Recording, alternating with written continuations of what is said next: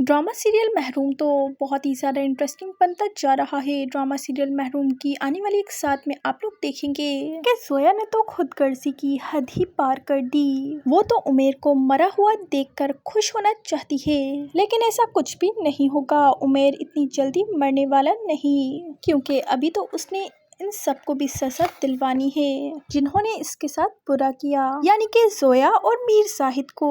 लेकिन ड्रामे में उमेर को इतना ज्यादा मसलूम जाहिर कर दिया। वो रो रो कर अगर सायरा से माफी मांगेगा तो सायरा फौरन ही उसे माफ कर देगी, और ड्रामे में होगा भी ऐसा ही। वो सायरा से सुलह कर सायरा को घर वापस ले आएगा, क्योंकि अब जोया तो हवालात की हवा खाने वाली है। और साथ ही मीर जाहिद का भी कुछ अच्छा इंजाम नहीं होने वाला।